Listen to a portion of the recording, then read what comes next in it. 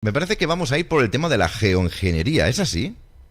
Sí, un poquito de cada cosa. Os pongo en antecedentes porque, bueno, ya os lo conté en su momento en privado. Hace unas semanas, lo comento para la audiencia, recuerdo que Julio me preguntó si llevaba en marcha algún proyecto Sí, y expliqué que había ganado un concurso y que sí. iba a publicarse mi primer poemario. Fue un concurso de ecopoesía.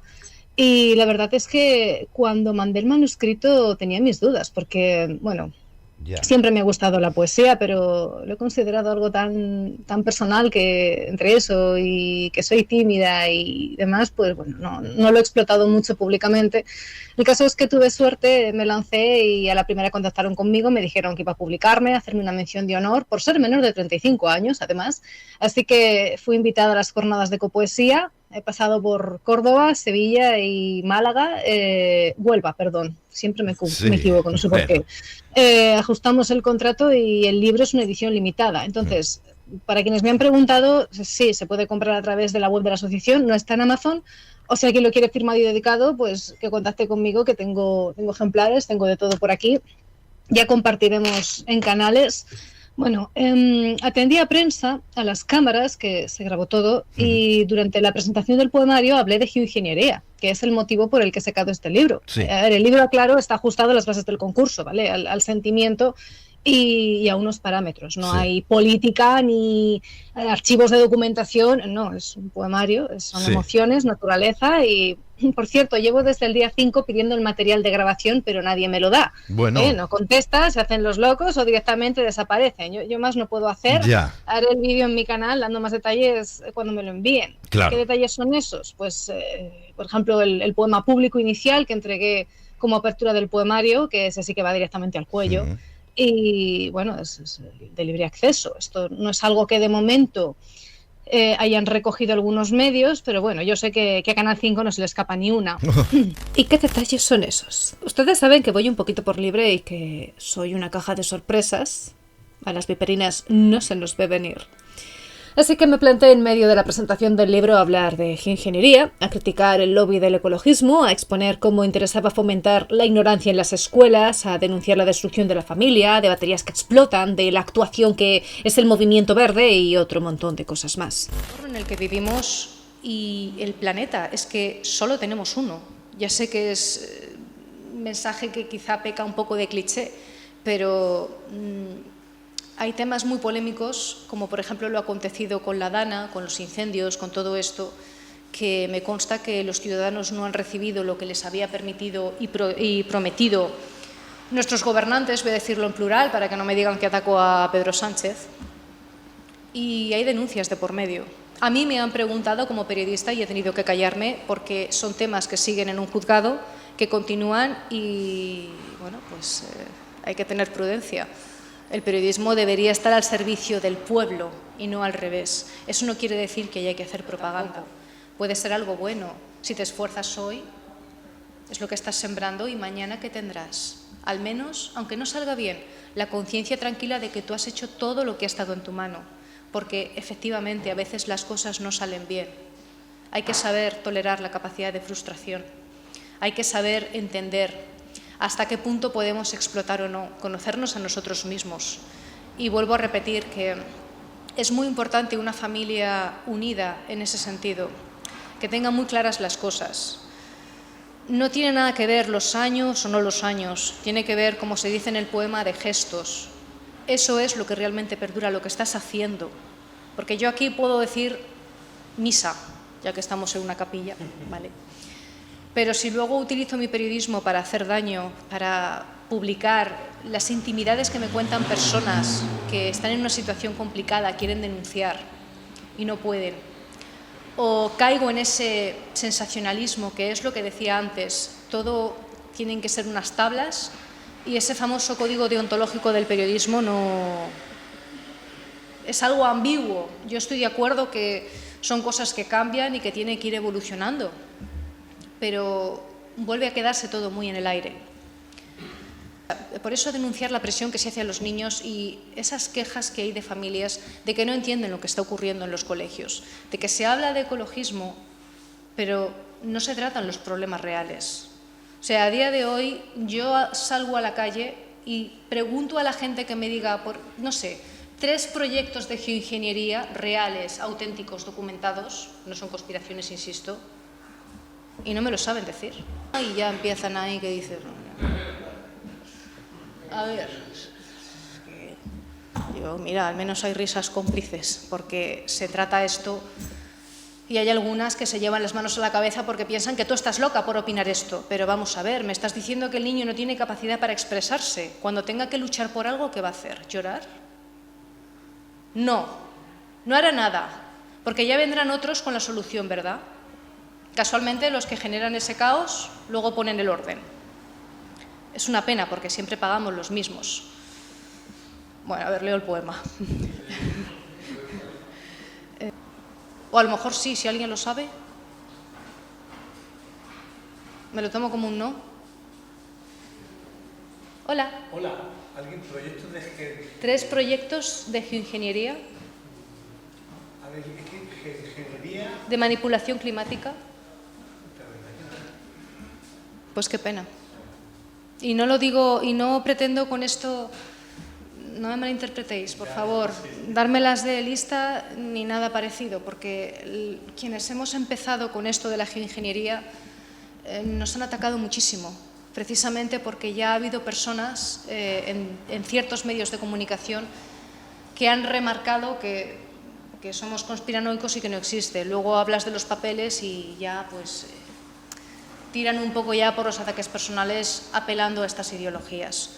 Es una pena. No obstante, seguro que habéis oído hablar de que el CO2 es peligroso y es malo, de que el sol es malo y de que las lluvias son malas.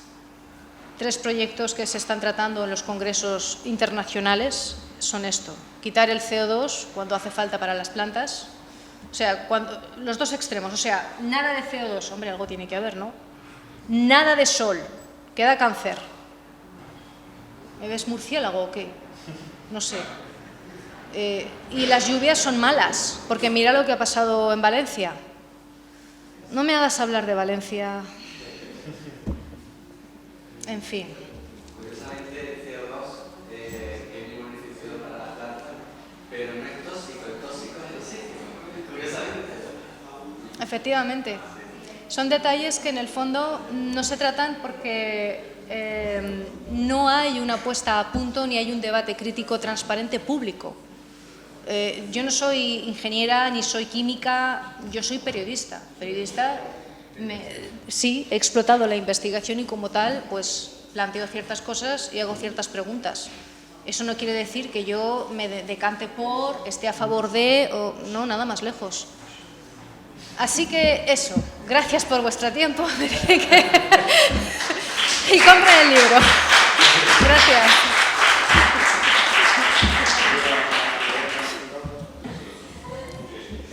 ¿Me voy ya? Gracias. Aunque me presentó el responsable de la asociación, hablé un poco más de mí y de mi experiencia en el periodismo. Ustedes ya me conocen de sobra y no voy a trasladarlo aquí, pero aproveché la ocasión para ir tanteando un poco el terreno.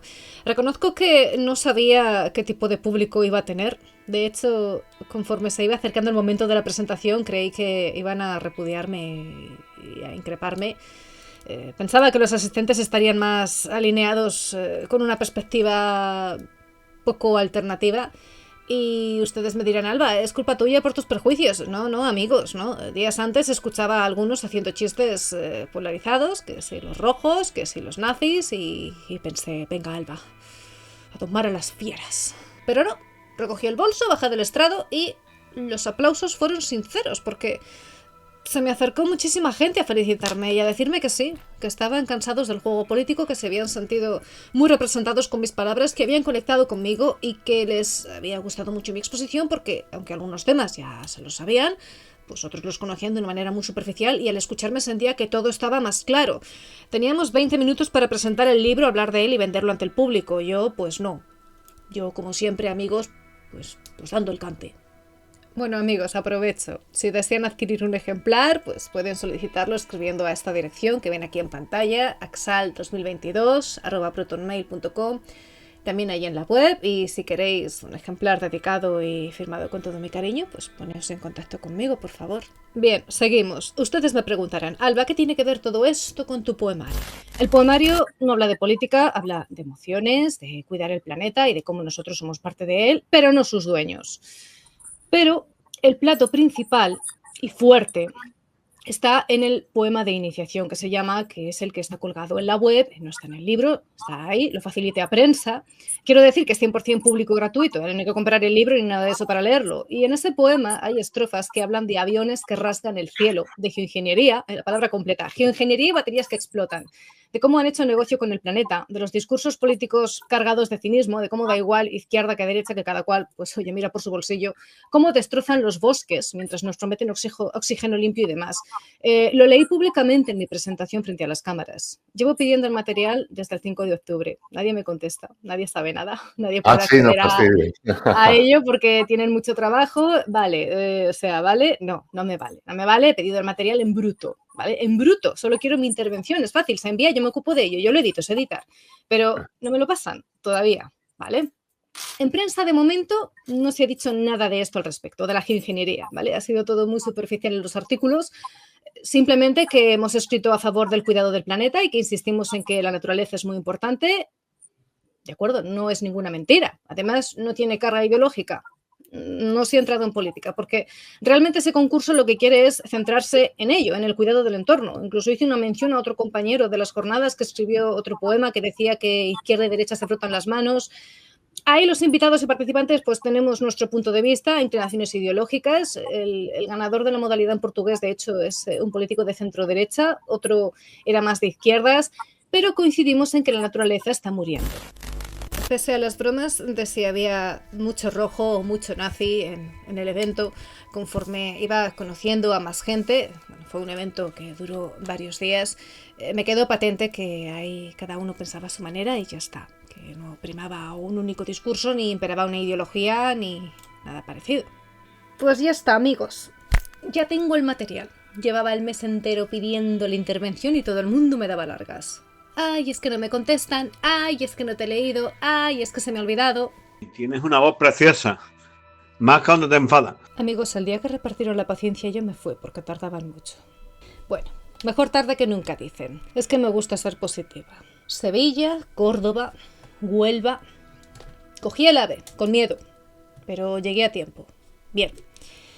Empecé saliendo con un retraso de 20 minutos. Después en Ciudad Real tuvimos que hacer otra pausa para cargar baterías. Luego tuvimos un problema con otro transbordo. Al arrancar, cuando todo se había solucionado por fin, me llegó el aviso por SMS de que íbamos a tener un problema.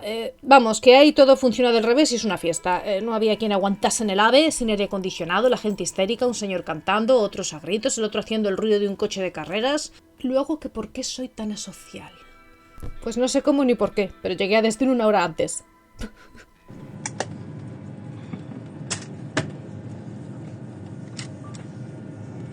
Cogimos un taxi, me di una ducha, me solté la melena y me fui a disfrutar. Tengo que destacar la amabilidad de todos los voluntarios, colaboradores, cámaras. Desde aquí mando un besazo a Martín, me dejaste encantada. Del público de la asociación Axal, gracias a Santiago, Tina y José Luis. Y en general, la hospitalidad de estas tierras andaluzas enamora. Nos hicieron regalos, nos invitaron a comer y, lo más importante, disfrutamos del arte, que es la poesía. Y la poesía implica música.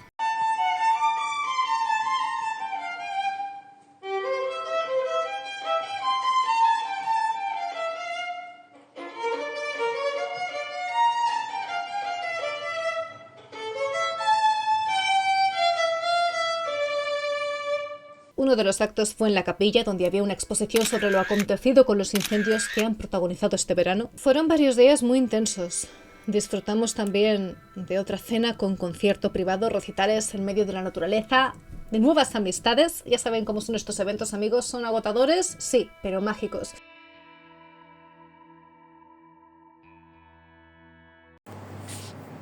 Me hace gracia porque uno de la asociación me ha mandado un poema de Ezra Pound, porque ha hablado uno de los ponentes de él, de la usura, de cosas así más polémicas. Total, que me manda el poema y me dice: ¿Has visto qué fuerte? Esto es muy nazi, ¿eh? Tú que lees cosas fuertes, mira, léete esto. Qué buenos que son, de verdad.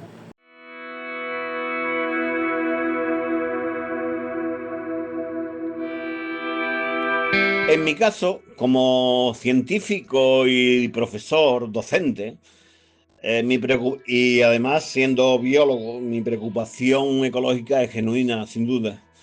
Que si bien es cierto que para los científicos que abogan por esa preocupación y por especialmente en el cambio climático, puede haber, como en toda sociedad humana, intereses ocultos.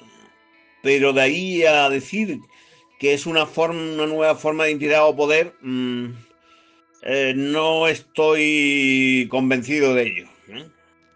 Cuidar el planeta significa conservar la biodiversidad del planeta. Es decir, el planeta es un sistema biológico, todo entero. Y para que el planeta se conserve como está, hay que cuidar la biodiversidad. Es decir, todos los animales, todas las plantas, todos los ecosistemas.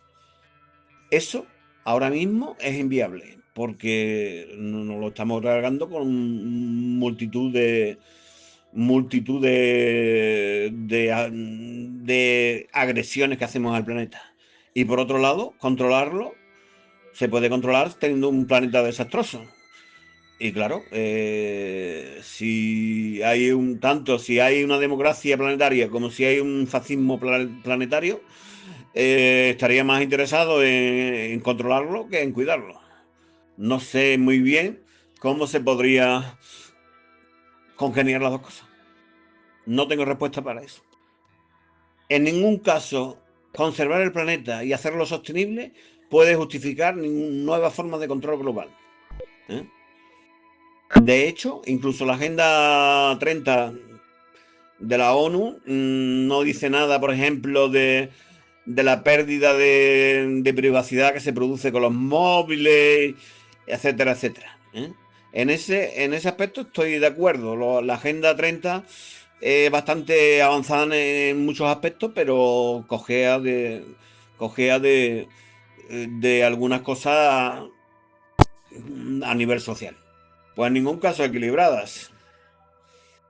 En ningún caso equilibradas, porque hay una diversidad de estados-nación en el mundo, alrededor de 200 países, y cada uno tiene sus políticas globales. Los más pequeños, los del tercer mundo, tienen menos poder, y la Unión Europea, Rusia y América pues tienen más poder, y a veces tienen políticas variables según los gobiernos que haya, y por tanto no ayudan mucho. La poesía siempre ha sido un medio de expresión del hombre casi religioso, que yo creo que viene ya de los chamanes, antiguos chamanes, que no comprendían bien la fuerza de la naturaleza y no muy diferenciado de la magia. Así que el lenguaje poético no solo nos devuelve una visión de lo natural distinta, sino que siempre ha sido así. No solo nos lo devuelve, sino que siempre ha sido así, aunque anteriormente a la época actual de los años 60 no se hablara de la naturaleza como se habla hoy. Por ejemplo, en el siglo XIX los nuevos románticos hablaban ya del paisaje natural, y Rousseau hablaba del buen salvaje, etcétera, etcétera. La buena literatura, sea poema, sea novela o tal, siempre es un acto de resistencia. A veces no lo es. Entonces se convierte en un panfleto. Yo estoy porque hay que escribir bien, tanto sobre la naturaleza como sobre lo que sea, pero eso en sí mismo es una reivindicación del ser humano, porque al final la poesía es un acto humano y se hace con palabras. Aunque verdaderamente existe una poesía natural, una poesía mágica que está en todas partes, que es como un fluido. El poema tiene que ser fuego, tiene que ser energía en movimiento. Así. el lenguaje poético que quiere ser político se puede convertir en un panfleto, como he dicho antes. Pero sí, todo acto poético es un acto político. No, nadie está exento de decir que no hace política, porque la hace, incluso cuando niega toda política. Con respecto a la última pregunta, si la poesía o el poema es una semilla, un acto de siembra, tengo que decir que en el siglo XIX, en la época de la Guerra de Secesión en Estados Unidos, hubo una poeta desconocida que vivía siempre en su casa y no salía de casa. Se llamaba Emily Dickinson, que tiene una serie de poemas donde dice la semilla de la sonrisa, ¿no?